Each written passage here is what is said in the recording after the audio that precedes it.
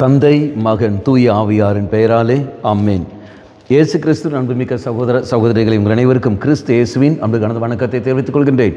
இன்றைய நற்செய்தி பாகமானது யோவான் நற்செய்தி 12ஆம் அதிகாரம் 44 முதல் 50 வரை உள்ள திருவாக்கியங்கள். குறிப்பாக 46வது வாக்கியம், என்னிடம் நம்பிக்கை கொள்பவர் இருளில் இராதபடி நான் ஒளியாக உலகிற்கு வந்தேன்.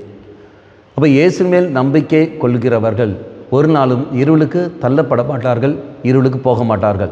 அப்படி என்றால் அவர்கள் புரிந்து கொள்கின்ற திறனை வைத்திருப்பார்கள், மற்றவர்களை அன்பு செய்கின்ற திறனை பெற்றிருப்பார்கள், நன்மை மட்டுமே செய்யக்கூடிய கிருபைகளை பெற்றிருப்பார்கள். வேதனைப்படுத்துவதோ அசிங்கப்படுத்துவதோ காயப்படுத்துவதோ எதுவும் அங்கு இருக்காது. உலகத்துடைய பார்வை என்பது வேறு, தெய்வத்துடைய பார்வை என்பது வேறு. நீங்களும் நானும் இறைவனைப் போலவே வாழ பிறந்தவர்கள், அதே போல வாழ கடமைப்பட்டிருக்கிறவர்கள். அப்போ இயேசுவோடு கூறிய வார்த்தைகள் மட்டுமே அது நமக்கு வழிவகுக்கும். அதனால் தான் வார்த்தை கூறுகிறது, என்னிடம் நம்பிக்கை கொள்பவர் இருளில் அங்கு போக மாட்டார்கள்.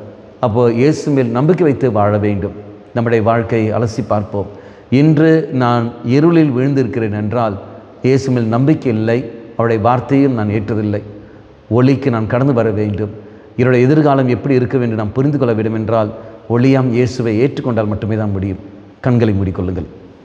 நல்லவனாய் தெய்வமே, ஒளியாம் இயேசுவாக இருக்கிற நீ என் மத்தியில் கடந்து வருகின்றேன். வார்த்தை வழியாக நீ கடந்து வருகின்றேன். ஒவ்வொரு நாளும் இறைமக்கள் சமூகத்திலும் நீ கடந்து வருகின்றேன். ஆனால் நான் தான் அது புரிந்து கொள்ளாமல் இருக்கின்றேன். காரணம், இருளில் நான் இருக்கின்றேன். இயேசுவே, உம்முடைய வார்த்தையை புரிந்து கொள்கின்ற வரத்தை எனக்கு தந்திரலும். அதுக்கேற்றபடி இருளில் இருக்கிற நான் வெளிச்சத்துக்கு வர நீரே எனக்கு துணை புரியும். அம்மா மாதாவே, தெய்வ மாதாவே, எங்கள் மாதாவே, என் அன்னையே, விசேஷமாக எங்களுக்காக பரிந்து பேசும். ஆமேன்.